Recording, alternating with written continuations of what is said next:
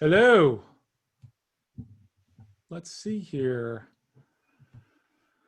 We are broadcasting. Oops. Hope everyone's doing well.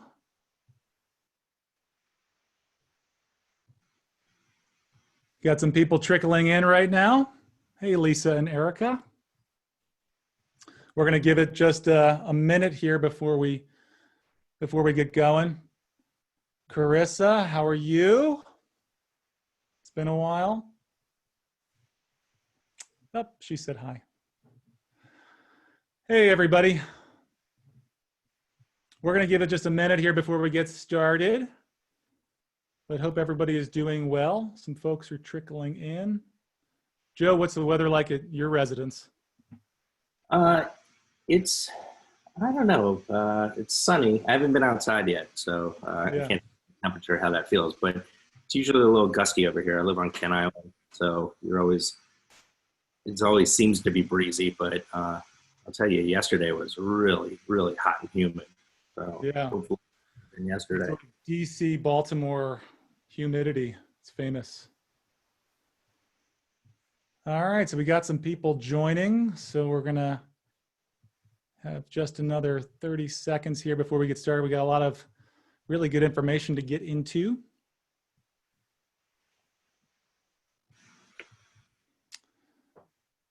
Today, we are talking about how to tell a story in 60 seconds and hyper-target your audience.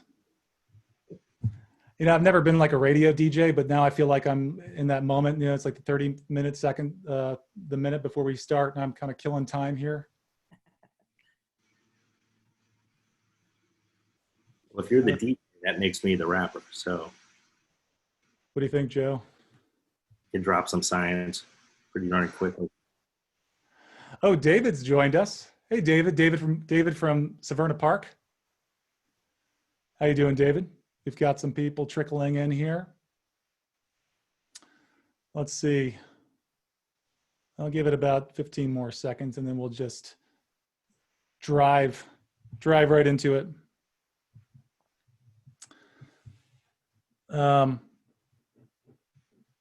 Yeah. Well, we'll get going here. So I'm gonna turn off my video here so that we can kind of just go into the PowerPoint. Yeah, so hey everybody, there's some familiar faces I see in here. Basically, let's get started. So how to tell a story in 60 seconds and hyper-target your audience. So why did we do this? Well, my company that I co-founded with David Larson and Jody Weldon is Early Light Media. And we tell stories and make ads. And Joe's company is 1631 Digital. And they create strategy and deliver those ads. So we thought it would be a really great idea to get together and pair us for today's webinar for a few reasons. One is because there's obviously what looks like to be a long economic recovery ahead, and we think that impactful creative match with super efficient and targeted advertising is more important than it's ever been, and also more accessible than ever, because the second reason why we're doing this is that digital advertising has changed dramatically over the last few years. It's cheaper, it's more efficient, and there's just more stuff that you can do that'll blow your mind than you ever knew possible. You know, Joe, when we first met, we were talking about partnering, and on, you know, you doing this strategy and our company doing the video production, and the things you were talking about were just kind of blowing my mind. So I thought it'd be really cool to kind of get us together. Obviously, our talk is only an hour, and so we're just going to scratch the surface today. But at the end, we'll have a Q&A, and if we don't get to your questions and answers, you can always just email Joe and I at any point, and we'll give you our emails at the end. So, real quick, a little bit about us. Early Light Media is a full-service creative video agency that I founded with two partners in 2013, and we basically do video production, but we started as journalists, and so we had to learn how to tell stories and make information relevant to viewers through journalism, and kind of translated into advertising. So our tagline is capture the human experience, because that is the #1 rule of storytelling and the theme that drives all of our creative endeavors. And Joe, you want to talk briefly about what you do? Sure thing. 1631 Digital is actually a two-headed monster. We started out about 4 years ago, coming at the digital strategy more in the, through the lens of political issue advocacy and working with associations and things in that regard. And really what we've bloomed into is we still do that, but then we also have another end of our company where it's more of a full service advertising agency where we do everything from marketing to PR to public affairs, things like that, creative, and more on the B2C side. And then of course, the third end or the third leg of the stool, we're a full service data company. So we look at audiences and geography and proximity, and we put all of that together and we create specific audiences for our clients. And then we go to market or to battle in some cases and deliver those messages. Awesome. And Joe, if you go up to the top there and you hit the video button, then your video won't be on the PowerPoint. Okay, go ahead. So where was that again? I'm sorry. So if you hit the green, so if you go up to start video, Yep. kind of scroll up or scroll, and you'll see the little video button. Or you can, you have a lovely face. We can just have you on the PowerPoint too. Yeah. Here we go. Okay, I'm gonna leave it for right now. Yeah. Okay. All right. So let's talk about storytelling really quickly. I'm going to talk about storytelling and the four tips that we have for you to make more meaningful relationships with your clients and your audience. And then Joe will get into some really cool stuff on what's accessible to you as an advertiser. So in my opinion, there's only one goal in advertising for brands who wish to set themselves apart, and that is to create meaningful relationships. One of the best ways to do that is to master storytelling. So what does it mean for a human to have a relationship with a brand? Well, if your brand has a lot of loyal customers and clients, then that means you have a lot of meaningful relationships. If someone drives 20 minutes out of their way to go get a Starbucks coffee over their home brew, then that means something to them. Brands that don't have this kind of loyalty have more transactional relationships, and they might be buying from you because it's cheaper or something like that. So how do you create meaningful relationships through storytelling? Well, there's a lot of ways, but today we're going to focus on the way that most customers meet your brand for the first time, and that is the commercial. So this is where you can have a deep impact at the start of the relationship. We're going to hyper-focus on that very beginning of the relationship, the top of the sales funnel known as awareness, and show you how you can make the start of the relationship as meaningful as possible. So I'm going to start by telling you a story, okay? Now, the story I'm going to tell you isn't actually that great. It's actually what happened within the story that I'm using to make my point, so bear with me. It's about the day I thought I was going to die, which in a roundabout way turned out to be a lesson in the power of storytelling. A couple of years ago, I was on a plane attending a film festival in Colorado, and for the first time I can remember, I had the thought that on this flight, I might die. So typically, I do my best thinking on planes. I use them as a reason to stay unconnected and read a book guilt-free. Therefore, I don't do a ton of socializing with strangers beyond pleasantries and keep the conversation to a minimum. And the town I was traveling to was Telluride. It's basically a living, breathing oil painting that always looks like Christmas. Now, Telluride is neatly tucked in the San Juan Mountains, far from any major city, so it's notoriously difficult to travel to. And if you want to fly in, you first have to land in Denver or Montrose and take a tiny prop plane the rest of the way. I've flown all over the world. I have never experienced turbulence like I did on that trip. I was sitting next to a scientist who was on her way to the same festival. We made very unmemorable small talk before the plane took off. And after flying somewhat peacefully for about 20 minutes, the plane started shaking like a Polaroid picture. It was a complete roller coaster. I had to look out the window to see if the wings were still attached. And out of instinct, I suppose, the scientist in the seat next to me grabbed my arm, and it felt like she was going to rip it off. So I was either going to have a quick death in the side of a mountain, or I was going to bleed out from my arm sockets while watching this woman screaming and shaking my lifeless limbs that were no longer attached to my body. Now, I want to go ahead and relieve your stress right now by letting you know that I still have both my life and my limbs, as you'll see when I pop the video back up. The entire flight was probably an hour, but when you're clutching your armrest like it's the one thing that will keep you from ejecting from the plane, it feels like longer. And finally, when it calmed down and I allowed my buttocks to slowly unclench one muscle fiber at a time, we approached the runway with a big collective sigh of relief, and my new friend and I had a laugh and began to have a more memorable conversation. I learned that she was, what kind of scientist she was, where she was from, why she was headed to Telluride. And suddenly it felt really good to connect with her on a more personal level, seeing as though just a few minutes prior, she may be the last person to hear my voice. Now, had this been a typical flight, I would have quickly exited the plane as fast as possible, but because we shared a dramatic experience together, we're now Facebook friends. We keep up with each other on occasion. So basically what I'm trying to say is a relationship developed that wouldn't have otherwise developed had it not been for a shared dramatic experience. We took a wild journey together that released a cocktail of hormones that made us feel bonded in that moment, and even much longer. Now, imagine if you could create a dramatic experience at scale that encourages stronger bonds between your brand and your audience. You can, and it's backed by science.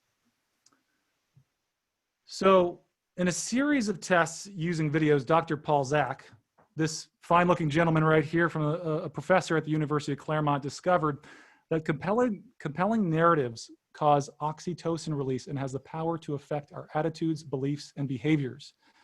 His research illustrates that watching an experience similar to my plane trip at the movies, or even from the safety of your own couch, releases the same chemicals in your brain as if you experienced it in person. So that means if you're watching Jack Reacher jump out of an airplane, or you're ugly crying at the end of the Notebook, your body thinks that you're actually experiencing that trauma. So what I'm saying to you is that we can deliver that trauma at scale through well-told stories. So today I'm going to be your neurochemical drug mentor and teach you how to create ads that foster more addiction to your brand than Walter White, and explain how you use that story to release oxytocin at scale with its friends dopamine, cortisol, and adrenaline all working together to make your brand meaningful through storytelling. Now, that's kind of a mouthful, but obviously you're not going to be Hitchcock after this, but luckily with 60-second ads, you don't have to be. You just have to know a few basic principles. So tip number one is to choose one simple theme, okay? When you're creating a 60-second commercial, you have to be somewhat brave, right? You want to fight this urge to list every single thing it is you do in one ad, right? You need one reason for people to rally behind you. So what does your brand stand for? What is the biggest differentiator? It takes some bravery, especially when you've got some money behind an ad spend or video production. But that's tip number one. You want to choose one simple theme. So we recently finished a commercial for a company called PayActive.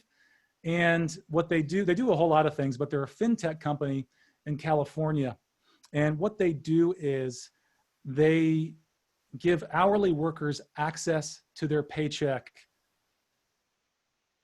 before payday in 2 weeks. So what that means is if you've worked for 2 weeks, if you worked for 1 week out of a 2-week pay cycle, you can access some of the money that you've earned. So it's your money, right?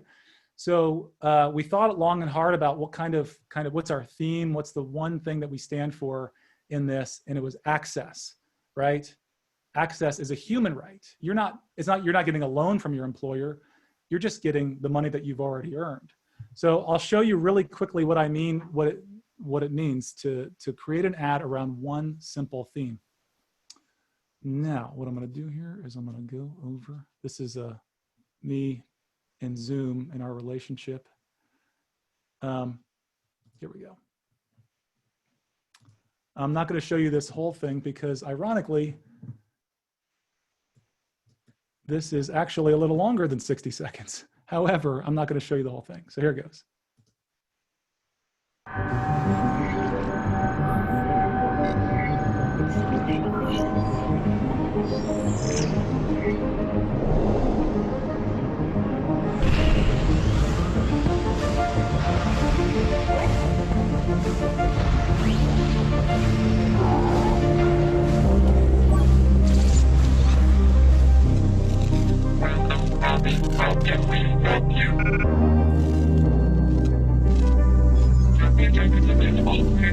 Now, this goes on and basically tells the story of an essential worker who wants access to his paycheck so that he can pay his bills and avoid late fees.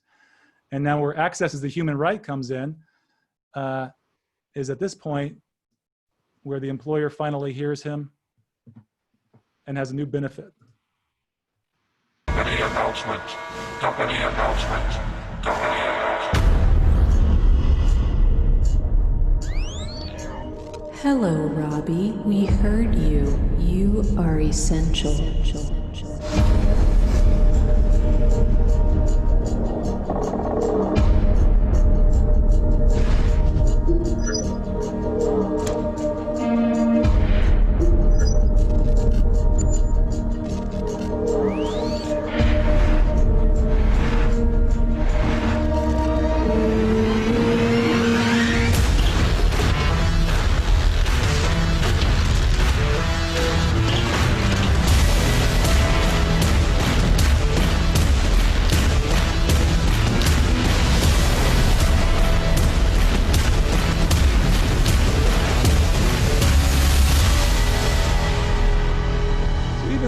It's a fun, kind of complicated story in a way. It's really pretty simple. Access is a human right. We just found a metaphor and then built out a simple 3-act structure, which I'm going to show you right now. That's tip number 2, is find the quest, right? So to keep an audience's attention for 2 hours in a theater, you need every tool in the storytelling toolkit. You need heroes and villains and twists and turns and shapeshifters and tension and high stakes, mentor figures and subplots. Here's the good news. A 60-second commercial is short enough that all you need for a short form ad is to tell a story with a hero who goes on a quest and at the end is transformed. Another way to say that is a main character with a problem who finds a solution. It's still a 3-act structure, but it's incredibly simplified if you're brave enough to keep it simple. I want to show you a commercial that you've probably all seen. It's this Visa commercial. It's that Visa put together for the Olympics a few years ago. And when I saw it, I get goosebumps. I still get goosebumps to this day. And it's actually a 30-second commercial, and it's the perfect example of a story that I could come up with, or that anyone could come up with. So here we go. Let me see here. Screen sharing. Again, my relationship with Zoom here coming into play. All right. So we're going to watch this 30-second ad, and then I'm going to take you line by line to show you the 3 acts. It's so simple. It's crazy.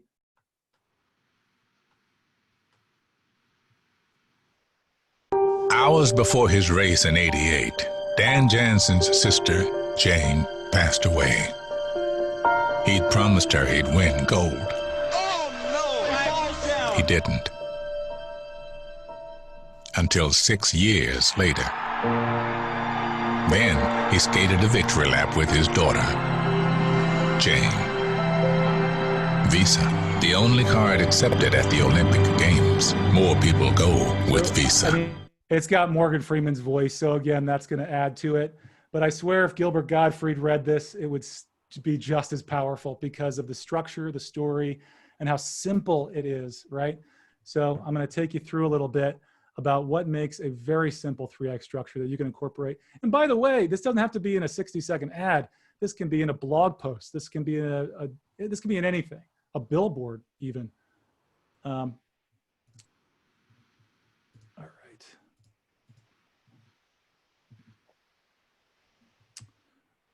So Act 1 is the context, the setup, the stakes, right? Dan Jansen's sister passed away. He promised her he'd win gold. Right there, you have enormous stakes. All they use is still images. They've got still one video shot and some still images, some old archival footage. You can do this on a low budget. You don't have to have a Visa-sized budget for this.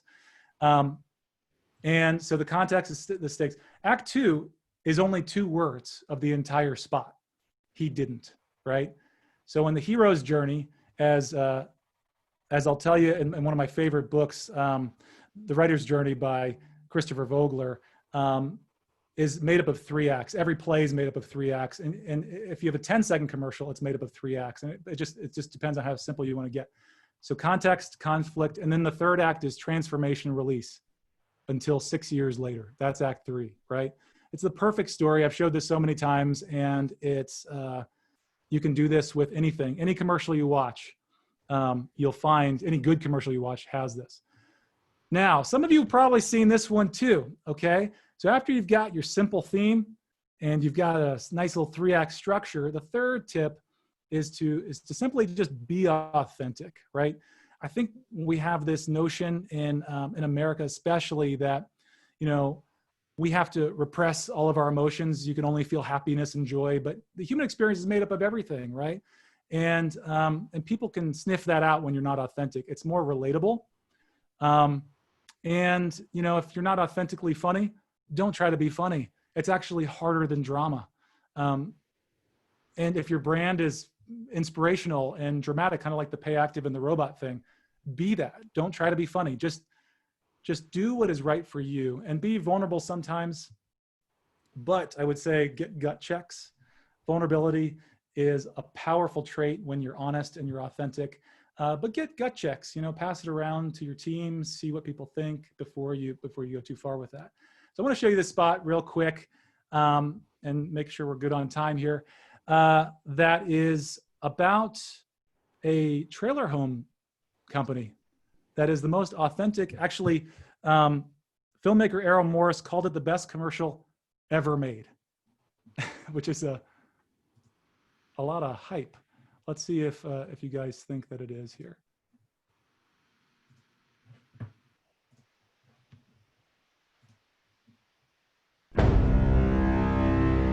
Hi, I'm Robert Lee. I own Coleman Liquidation. I sell mobile homes. I'm not going to waste your time. I'm going to tell it just like it is. These are mobile homes, not mansions. They come in 2 pieces. If that's what you're looking for, that's what I got.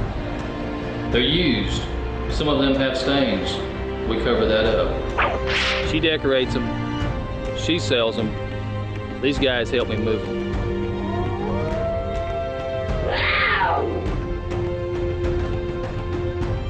A bouncer in Birmingham hit me in the face with a crescent wrench 5 times. And my wife's boyfriend broke my jaw with a fence post. So if you don't buy a trailer from me, it ain't gonna hurt my feelings.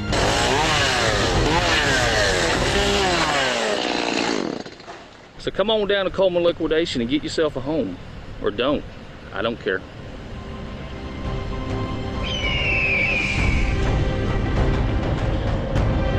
Joe, I mean, what do you think you could do with that ad? Just distribution wise. Wow. The dopamine is flowing through my body at the moment. Yeah, I mean, that's been viewed 5 million times on YouTube. Of course, the goal is not to go viral. It is to be targeted to the right people. 5 million views doesn't mean anything unless you're targeted, which we're going to get into in just a second with Joe Corbe. And then lastly, I'm going to give you one last tip that anytime you're coming up with creative for a story, reveals are gold. Surprises give the viewer an active role in the story. They make you feel like you're on a journey and that you've made discoveries.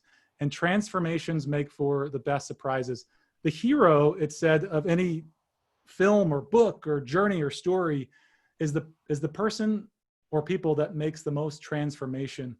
And so whenever you can highlight transformation in a story and somehow add surprises in, then you've got a great spot that's going to get a lot of attention and get stickiness. So I'm going to show you one last real quick thing from Apple that you've probably seen that is incredibly, again, it's the hero's journey. It's incredibly simple. It just has a really nice little reveal that at the end that always gets to me every time.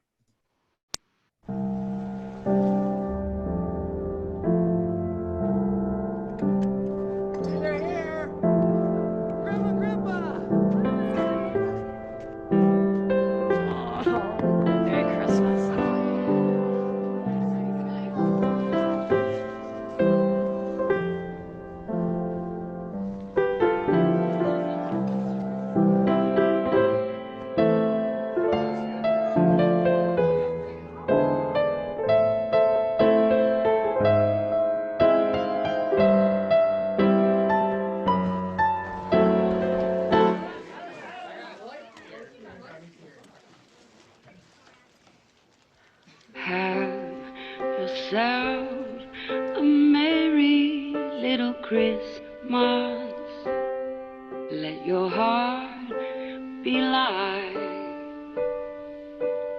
From now on, our troubles will be out of sight.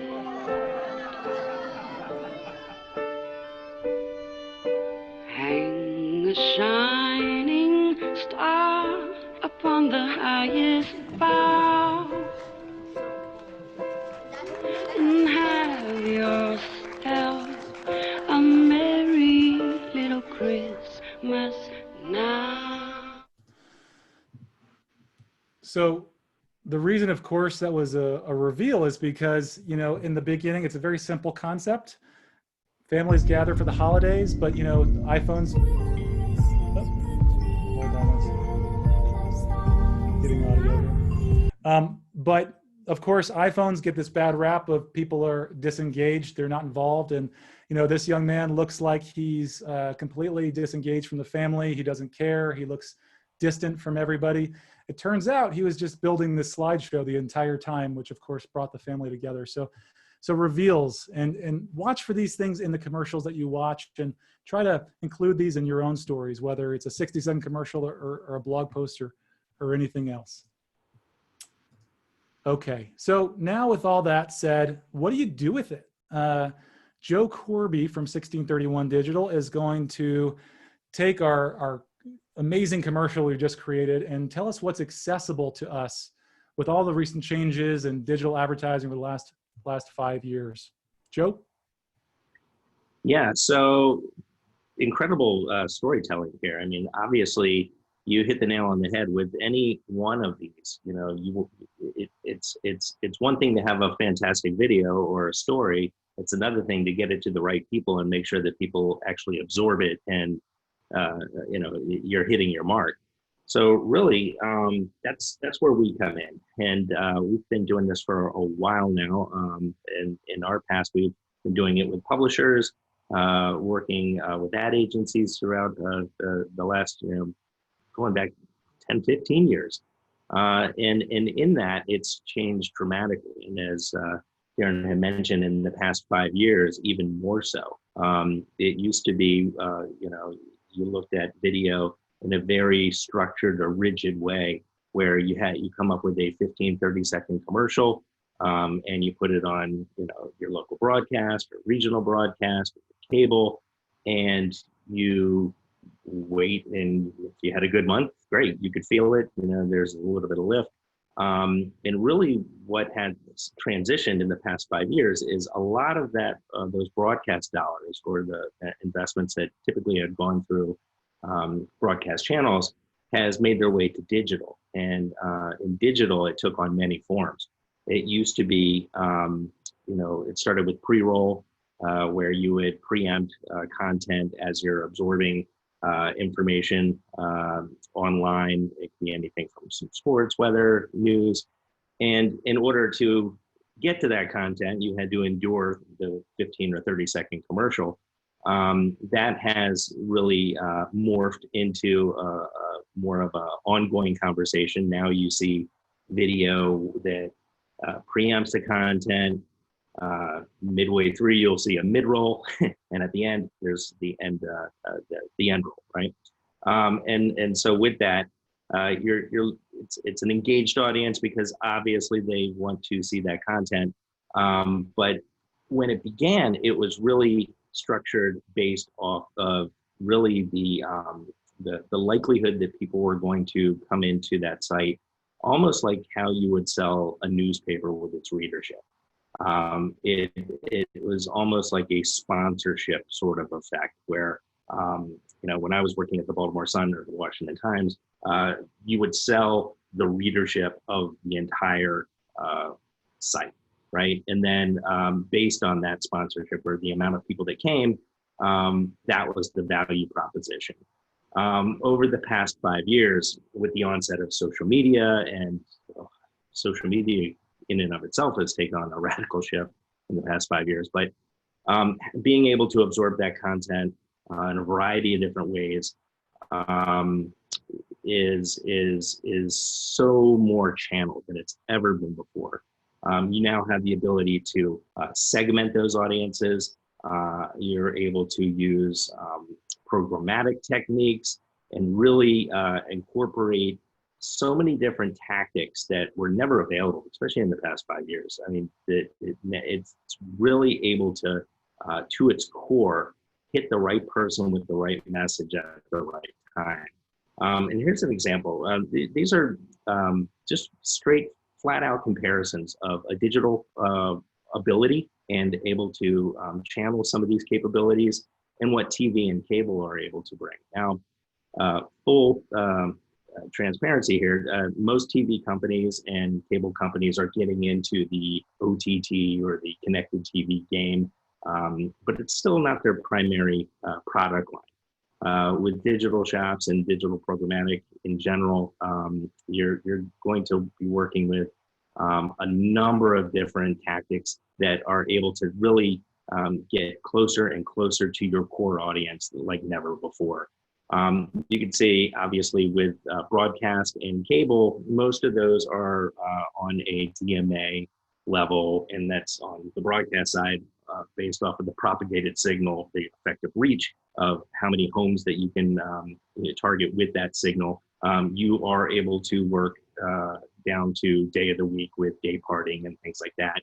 And contextual, the way that they sort of look at that in terms of targeting would be more in line of the types of people based on gross rating points that watch these particular shows, ensure that you're going to get this type of audience. Cable mirrors that type of effect, and they sell it in much of the same way. In any of these cases, they're very limited in only what the data can suggest as far as Nielsen and Arbitron when you're reaching particular audiences. All that goes out the window with the digital delivery, because now we're able to ensure the viewability of these video ads, the compelling, the tactic-driven strategies that allow you to really, to its core, tap into very, very intricate online behaviors. And it's not just limited to pre-roll anymore. So obviously, there's a lot of different channels that this could output. Obviously, we can do this with digital and buffer the video experience with retargeting. But connected TV and OTT, which stands for over the top, which is anything that's really not plugged in to broadcast or satellite TV or cable. It's kind of everything else. And that's your Roku, your TV, your Amazon Fire Sticks, your all the on-the-go programs that you might be seeing that are built in to your smart TVs, Google, Apple TVs, things like that. All in, it's expanded your ability to reach audiences, 15 billion connected TV opportunities each month, and really being able to scale that in consumer zones or service areas, and be able to segment it in all the different ways that we were talking about, graphics, geography, and have that viewability on the back end that shows you a good completion rate. So at the end of the day, what all that means is with the digital delivery, you're really ensuring that a human being is on the other side of that screen and has either activated that to absorb that program that you're getting out there, that message, or is actively engaged in the show where they break for a commercial and then boom, there's your message again. And it could be even spawned from the information that we get from demand side platforms or data within those delivery systems. But if you go to the next one, Darren, I'll show you how we kind of piecemeal this together.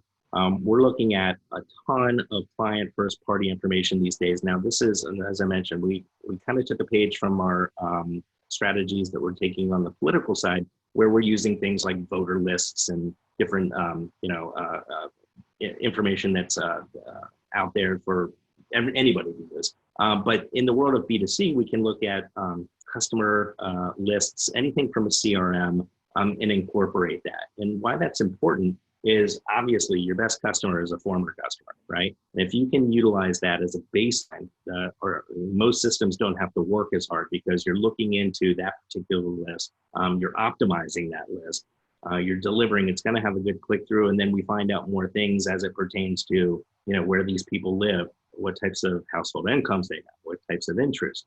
The second way that we typically build a campaign on the B2C side is we're looking at areas of interest to conquest data. And what I mean by that is you could look at a zone or any building of interest, a building, a venue, a street, neighborhood, you name it. We would draw a configurable space around that venue or that address level. And then anyone that walks in or out of that, we would be able to either deliver ads within that zone or have an element of recency where we can deliver ads to those people at a later time. Joe, you gave me a really awesome example about like a Volvo dealership or something like that. Absolutely, and perfect timing there, Darren. That's number 3 here. Competitor sets. Well, what we did in that example is we were working, one of our customers is Aston Martin out of the DC area, and obviously that's a very nuanced audience. They don't need a million impressions out in the marketplace. They just really wanted to concentrate on the most obvious people. So we took the first couple of tactics that I mentioned, the client first information, we geofenced their showroom and retargeted the people that we know go to their locations. But then we also looked at Maserati dealerships, Rolls Royce, different things within the area that, could allow us to conquest the mobile device data that we can then use that and then retarget at a later time. When you do it in that way, you're also able to understand on the back end if somebody is coming into a conversion zone. So the case that Darren was just brought up, we were able to show the Aston Martin dealership that these are the dealerships, the competitor dealerships that we're targeting, and this many people received the ads from those dealerships, and these devices were actually understood or recognized walking into the Aston Martin dealership, and we would look at that as a conversion. And then you sprinkle in some more traditional ways of building a data set that would build a profile, like keywords, contextual behavior. And when I say keywords in this respect, it's not necessarily what you would typically think of with Google on a cost per click basis. What we're really looking at here is people that we know have looked at certain content or certain branded terms or services and are within that realm of intender base, right? So it's not somebody that is Googling and then boom, they're served an ad. It might be somebody in the past 5 days that has had that behavior, and then we're retargeting with video or display ad. And then all of this in tandem is now one big dynamic blob of data. And what we do with that is create a digital roadmap or a blueprint or DNA of a future customer or patient or client, whatever the case may be. And we use all of that information to see what works, push it in the right direction, to see open rates, how many people are watching videos to completion, things like that. And then we find more people that look like those people in the same areas, same household income, same online behavior, and rinse and repeat, rinse and repeat, rinse and repeat. So, you had an example with the lender, and we actually did a program for a payday lender about a year ago. And it was all of the tactics that we just outlined here were in effect. And we were even targeting things like Walmart and Target and places like that, and matching it up with search behavior of people that are actively looking for, temporary help for, loans and things like that. And then we were able to show on the back end, that the cause and effect of all of this, people are signing up for things, people are watching videos, people are actually coming into the locations and then just looking at conversions in a radically different way. And that's another thing that's really kind of changed with video. Now you're able to see some of that attribution where you weren't just 5 years ago. So Joe, let's say I'm a marketing director at small, medium-sized company, and I am trying to figure out what I can do. What does $2,500 buy me? Well, it obviously, depending on who you talk to, it can do a variety of different things, right? With broadcast, you're going to be very limited. It really has to do more with gross rating points and what that's going to get you. We recently did a comparable or a competitive RFP, and we came up with these numbers here on a $2,500 buy. The first we'll look at is broadcast TV. This was on a very well-known broadcast station that may or may not be on a hill that brings it down. I think the locals know what you're talking about. Okay, so really what this, according to the schedule that they gave us, when you flushed it against or vetted it through gross rating points, the effective impression level that you would get would only be about 65,000 impressions, despite the fact that you're getting 10 commercials. 10 commercials, if you're watching Jeopardy or primetime news, is radically different than 65,000, impressions run of the channel, right? And on local radio, it's even less. Now, this is something that if you, again, are looking at gross rating points, now you're looking at a different metric altogether. But it's still based on the popularity of the shows and the effective reach. In this particular case, in the radio station that we priced out, the $2,500 would again be very limited. It was only 4 commercials, not even in morning drive or anything interesting other than sponsorship related. I hate to call them shout outs, but lead-ins, I guess what they're called. And then with local print, this is a major newspaper in Baltimore, and it's not the Baltimore Moon, but this is what they came back with, and the effective reach was not even within their mothership paper. It really came down to a community paper, and this was based off of a full-page ad within that paper. So it's extremely limited. You're not getting a ton of frequency there, and obviously with everything that you just mentioned, as far as the storytelling, the biggest component on the delivery side is really having that resonate, right? And how do you get it to resonate over a long term? You have to have that retargeting, multiple exposures, things like that. On the digital lens, what we were able to bring to the table as far as opportunity was just about 200,000 impressions on through the programmatic channels. These were ads that ended up on just about all of the web version brands that we had just talked about. They each have a website, so we're still hitting those readerships, but we're also hitting people that have all of the different characteristics and online behavior consistent with what they wanted to reach in the first place, in addition to their competitor sets, in addition to their former customers and their active customers. And then it sort of unfolds in that self-optimization process. So it effectively keeps qualifying itself and finding more and more and more. Same thing with Facebook. We're able to show what which the sentiment towards Facebook has changed slightly this month. Yeah, yeah.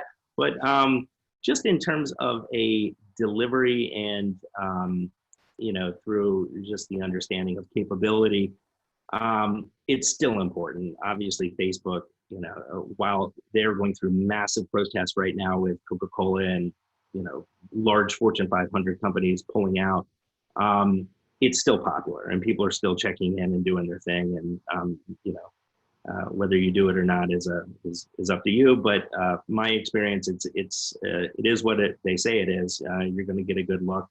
The only difference between the two in terms of digital is the ability to segment audiences is radically different. The digital advertising to the left of the two is really based on everything we just talked about. Facebook is going to offer you something that is based off of Facebook's data, right? Now, Facebook's data is good, but I'm radically different on Twitter than I am on Facebook. I'm radically different on Google than I am on Twitter and Facebook. I'm radically different, just searching the internet on my own. But the truth of the matter is I'm all of those people wrapped up into one. Facebook's only going to look at me on my likes, on my follows, on the people that I'm friends with, and some of the comments that I make. The aforementioned digital program is going to incorporate that, include it with contextual behavior, include it with all the different things that we talked about. So at least it gives you a more of a well-rounded approach as opposed to just a very rigid approach of Facebook. And that's a very biased opinion because I do more of the digital universal programmatic, but we do Facebook. They're just two different things. So as far as an effect, I think you can get more for your money on a $2,500 example, and just in terms of impressions, but more importantly, hitting the right people with that message or those tactics in general. Right, like connected TV. I mean, you mentioned it's non-skippable, and how much of it? Well, so if you had to choose one channel, Joe, there's obviously there's social media advertising, there's OTT, there's now connected TV, like Roku and all these things. What is right now, what should people be paying attention to the most? What are you seeing just the most success with? I know you do kind of a multi-tiered strategy where you kind of hit different things and try it all, but what's new and exciting about this that we didn't have 5 years ago? Is that the connected portion? Is that Connected certainly has taken off, and really with, and I hate to say, a captive audience in the past 60, 90 days, it's been more important than ever because people are completely binge watching. They're going through their Netflix and Amazon programs, watching hours at a time. And so I think, really it's the same scenario as far as delivery and ability to reach those people as it was 3 months ago. It's just the engagement and the pool of data that we had just 3 months ago has expanded because now we're seeing more people pairing it with their online behavior, from their desktops and their mobile devices, and we're getting a more complete picture. And so I think when you're looking at 2020 from here on out, I think connected TV is going to be the driver because it's really like you said, it's non-skippable, which is important. But the engagement for these, if you pair the front end and pick out the people, and then you can guarantee that they're actually absorbing it. That's sort of the difference right there. Joe, tell me, like, how do you guarantee that they're absorbing it? Like, how do you know? I mean, I know. Are you talking like, so Netflix, when you're binge watching, at some point it asks you, are you still watching? Is that, so does it know somebody's really there, kind of, which is different from Nielsen where they just kind of spray and pray? Yeah. So yes. Tell me, how does this ad show up? Like I watch a ton of Netflix and Roku. How do where does that ad come in? So there's a couple of different ways. And I was just talking to somebody yesterday, and as I explained it, they were like, oh, okay, now it makes perfect sense. Because when you and it's like display ads, right? Or it's like pre-roll or sponsored content. You're exposed to these messages, tens of thousands of times throughout the course of the week, but you're used to them, right? So they just they're part of your everyday life. In the world of connected TV, it could be like yesterday we were watching, we have an Amazon Fire TV, right? And so when we watch CNN, it's different than cable CNN. Completely different commercials. It's completely different commercials than DirecTV or Comcast. It's through the channel of connected TV, right? So when you watch CNN on the go and they break for a commercial, it's a 30-second spot, and it's delivered in this way, and it's delivered with all the different tactics that we had talked about before. Something like Amazon or Netflix. Netflix is kind of a walled garden, and they want to monetize a lot of this themselves. So it's a little bit more difficult to sort of get that unless you're a national advertiser. But some of these other ones like Hulu or Roku, in order to, it's again a glorified pre-roll because you're watching this, and this is, Darren, this kind of taking a step back to your 60-second example, they're now accepting 60-second spots, which, think of that, a 60-second non-skippable ad, right? That now preempts the content of, what you want to watch in the first place. So if you want to watch House of Cards or Tiger King, you have to watch Darren's 60-second commercial. Right.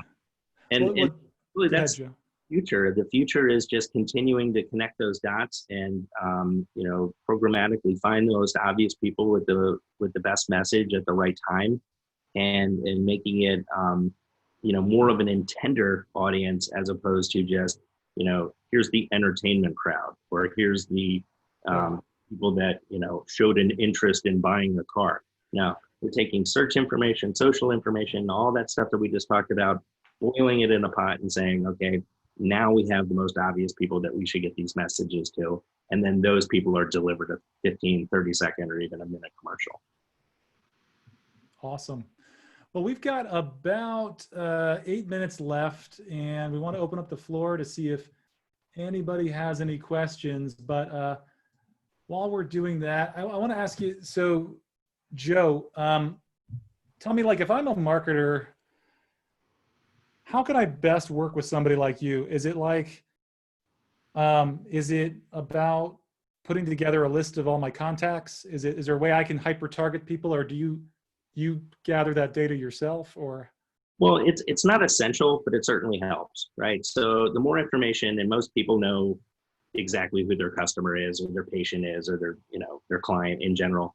And as long as we can take those and incorporate them into our parameters, we can find those types of people online anywhere, right?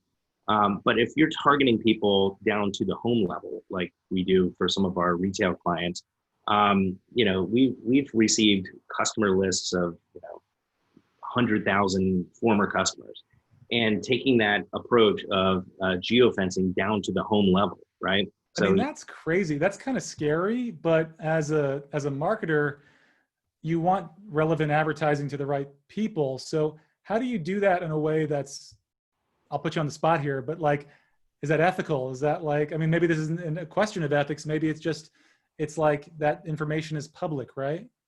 Well, it's public, yeah, in the sense that when you are surfing the internet in general and you're going on websites and you see the cookies alert, or you see the information about downloading apps, you're essentially giving up your ability to stop people from marketing to you. And in effect, what you're doing is you're agreeing to say, I would like to have information or messages paired more to my behavior. So in a sense, you're really giving them a little bit more of a patterned delivery of advertising than just the farmer's commercial or the Geico commercial. And if you kind of think about it, what is going to be more compelling to somebody? Right. Those gecko ads, that really are so broadcasted, or if you're looking for a Ford Explorer and then you see a Ford Explorer ad delivered on your smart. I always think that's super creepy, but it's, I mean, yeah. Also, that's the way that everybody's doing that, right?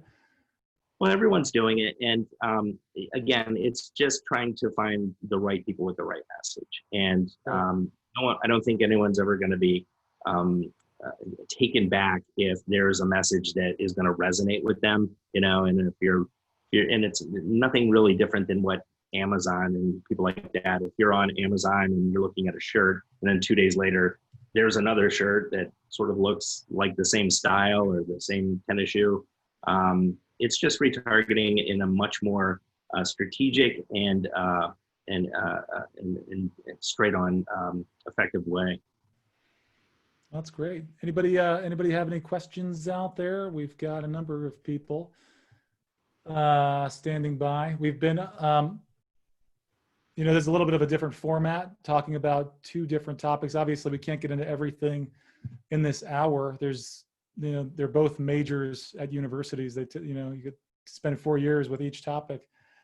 Joe, any closing thoughts on what people should need to be thinking about right now in terms, especially with COVID-19, right? I mean, there's COVID-19, there's so much political unrest, Black Lives Matter, there's everything's so heated right now. I mean, what should advertisers be doing? Should do people need to wait out the storm, or should they be using this time to do more digital advertising? Yeah, I mean, there's certainly a social comment to be made for pulling back, right? I mean, obviously, this is not normal times. It really depends on a case-by-case basis to answer that question. You know, what people are going through, you know, with a business or a nonprofit organization, something like that. It's going to be different variables, right? So I would say at this point, you know, if you're an organization or an association, I would say more top of mind, you know, than hardcore prospecting at this point. You know what I mean? We work with a number of nonprofits now, and they've reverted more to just display ads or something, you know, keep our name out there, that type of thing. But then we have some people that are really taking advantage not in a bad way, of the audiences that COVID has brought to the table with binge watching televisions and things like that.